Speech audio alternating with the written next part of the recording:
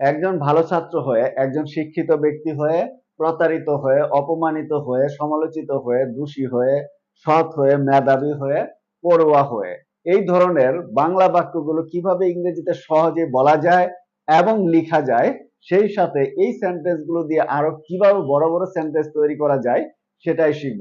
প্রথমে কি আছে? একজন ভালো ছাত্র হয়ে। এই বাক্যের লাস্টে কি আছে? হয়ে। এই হয়ে আছে, এটার জন্য আমরা প্রথমেই বসাবো বিং।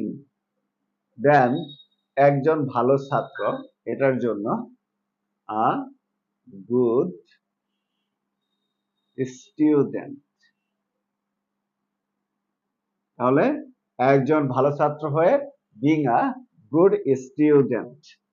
একজন শিক্ষিত ব্যক্তি হয়ে, এখানে হয়ে আছে, তাহলে প্রথমে আমরা পূর্বের সেন্টেন্সের মতো বিং, দেন একজন শিক্ষিত ব্যক্তি, অ্যান এডুকেটেড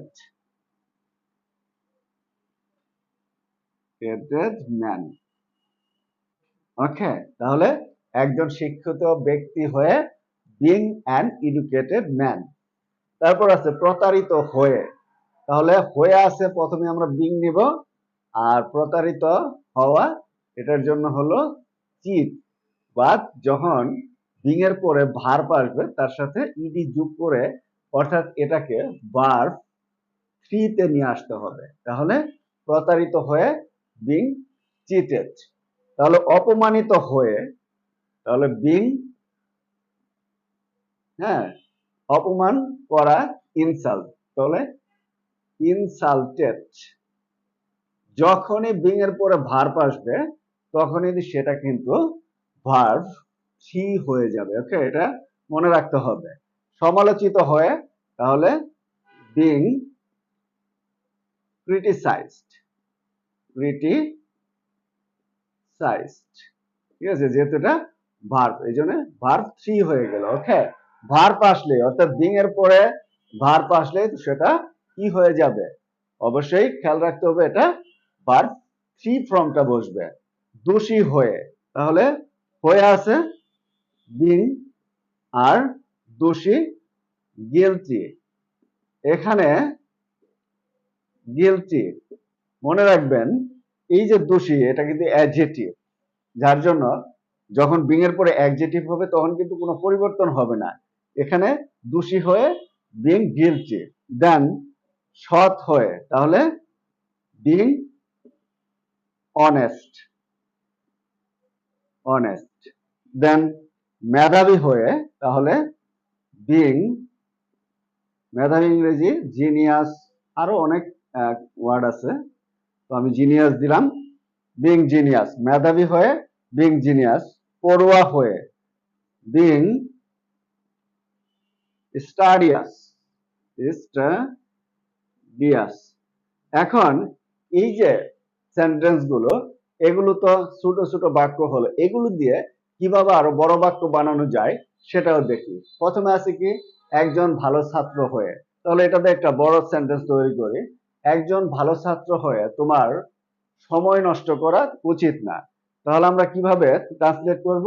প্রথমে দিব একজন ভালো ছাত্র হয়ে being a good student. Then তোমার সময় নষ্ট করা উচিত না, তাহলে you should not waste your time হয়ে গেল। একজন শিক্ষিত ব্যক্তি হয়ে আপনার অশ্লীল কথাবার্তা বলা উচিত না।